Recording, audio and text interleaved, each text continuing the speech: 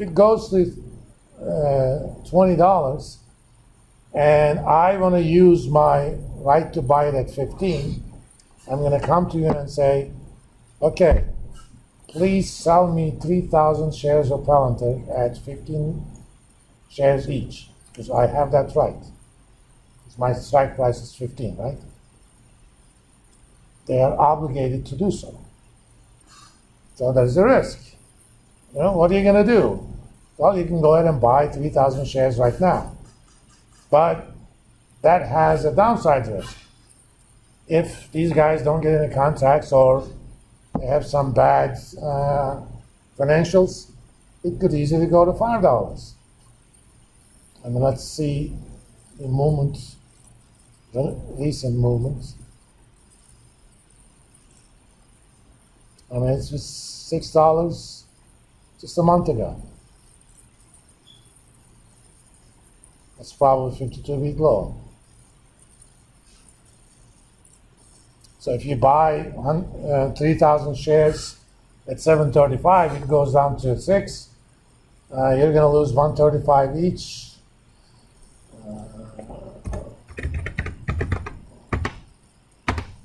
That means you're going to lose $4,000.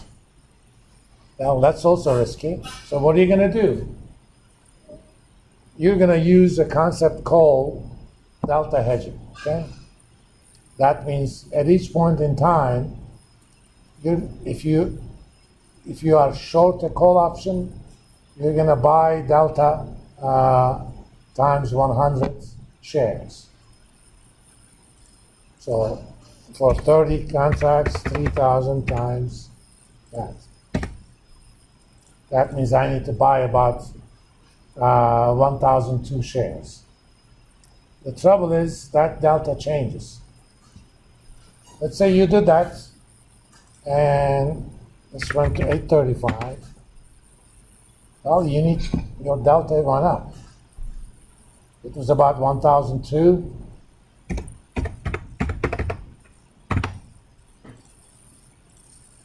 You need to buy about 186 shares more. As long as all price movements are always up, you don't have too much of a problem.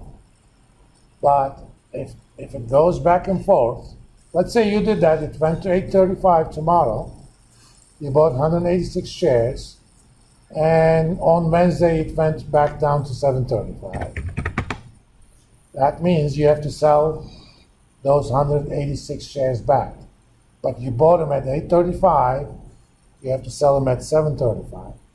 That's called the whiplash effect. Okay? You have a car accident, you go back and forth, and that whiplash effect can break your neck. That's why we have those headrests. They are not to rest your head. Without that, you would break your neck with a whiplash. So if there are big gap movements like that, you're going to keep losing money. That measure of how much price of an option will change, or the delta of the option will change, is called gamma. Okay? In this case, it's about 0.06. It basically says you should expect delta to be, for a 10-cent move, about 0.065.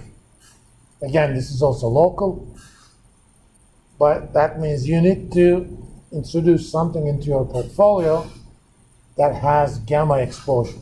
Okay?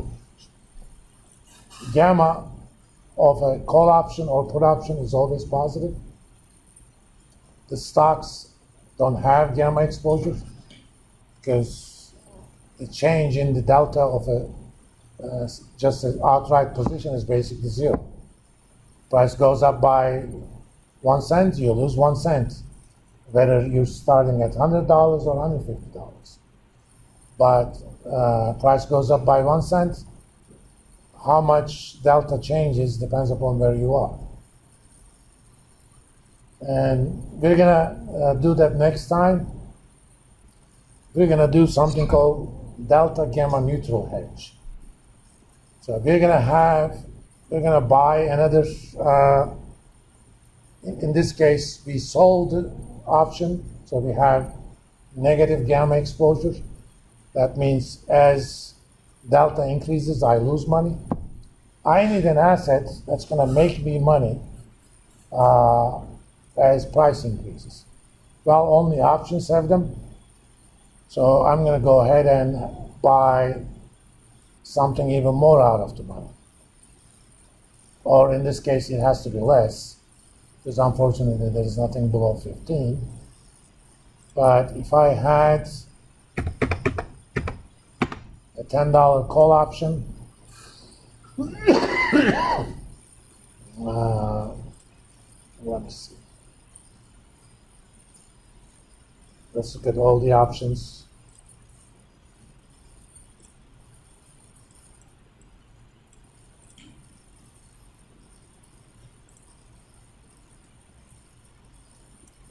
It has a similar gamma, it just has a different delta.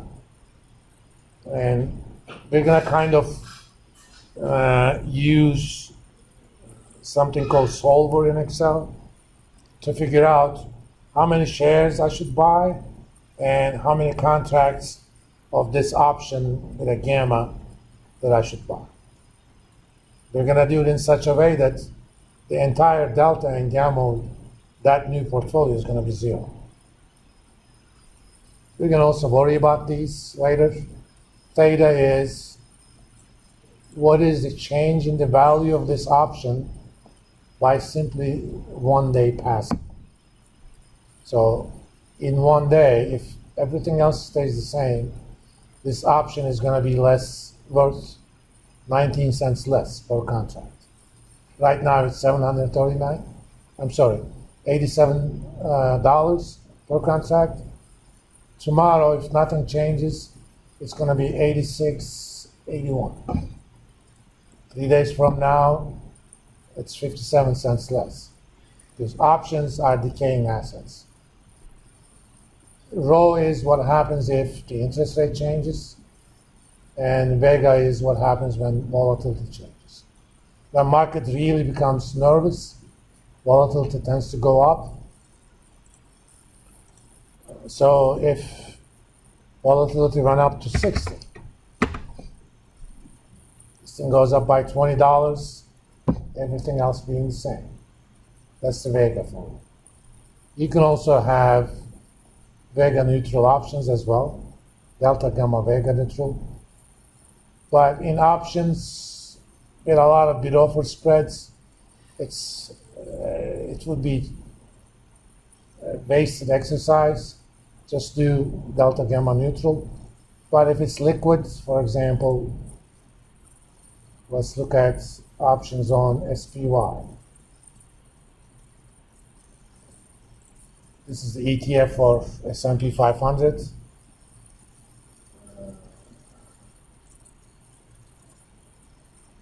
Let's look at the kind of at-the-money call option 2 years from now. In fact, this is almost 3 years from now.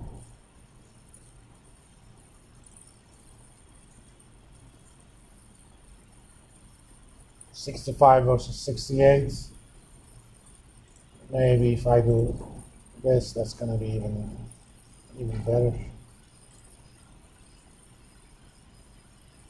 Usually you have smaller bid offer spreads during the day, but $4 compared to 400 price is not way too much for stuff that's, let's see, about 3 months.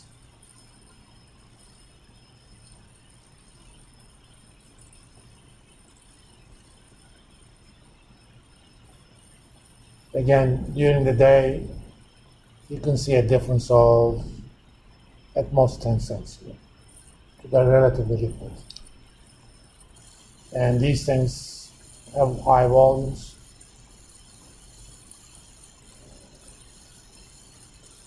So you can actually do something. This whole managing the risk of an option book is going to be part of your semester-long assignment, but I got to teach you those first before I get you started on a simulation. Let's start here today. On Wednesday, I'm going to show you how to price American type options or options that have discrete dividends. Here the dividends were continuous, so we could handle that with exact formula. But if there is only one dividend on a discrete time, that Black-Scholes formula doesn't apply anymore. We have to use numerical methods to solve that differential equation, and we'll build so-called trinomial trees and do it that way. All right?